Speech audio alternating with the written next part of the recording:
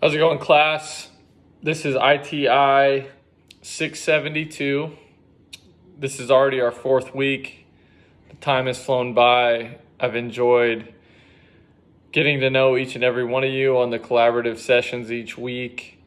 This week we're being put in a scenario. The prompt puts us in a staff meeting where a principal or vice principal is kind of interviewing us or having dialogue back and forth on just asking us questions based on SEL and how to grow SEL in our classroom, in our school, in our district, things like that. So I'm going to just kind of put this in dialogue type format.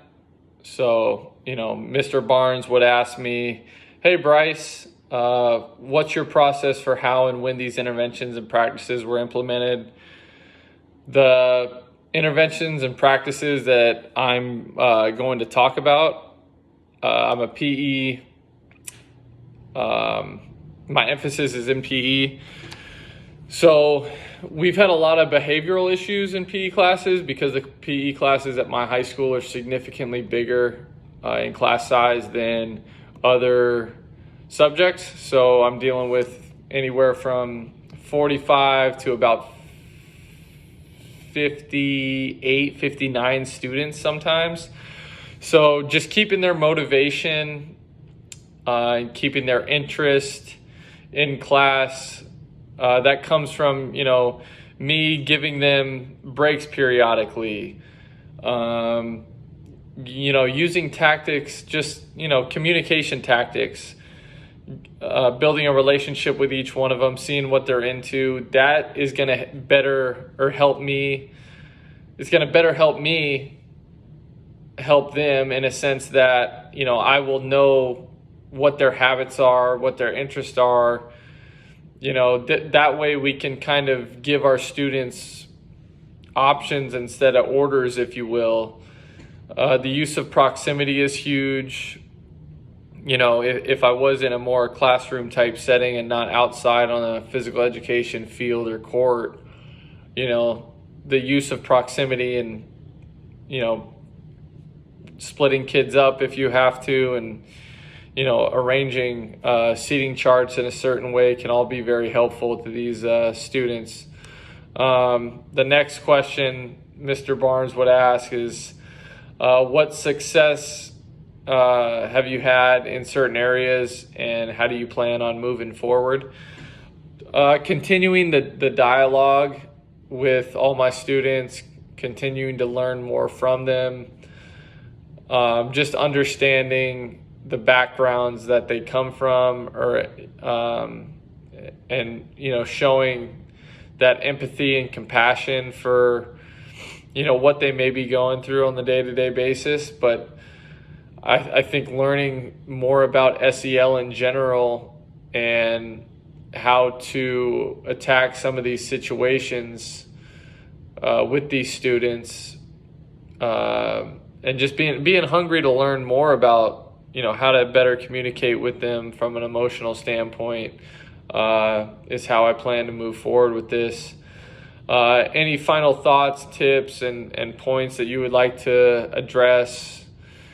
I would say, Mr. Barnes, I feel like, the use of vision inside the classroom, especially in a PE class, with it being so large, is kind of reading the kids' body language, and seeing where they are, seeing how they're moving. This can definitely be addressed in a more academic class, as far as like a history class. If you see someone that comes in on the first week of school and sits in the back and doesn't make eye contact, maybe you have to communicate a different way to that student. Maybe that student learns differently. Maybe he doesn't like to speak. Maybe he likes to write it. Maybe he likes to read it. So even though I am a PE major, finding those, finding what way the funds of knowledge is going to work as an asset for each student is super important.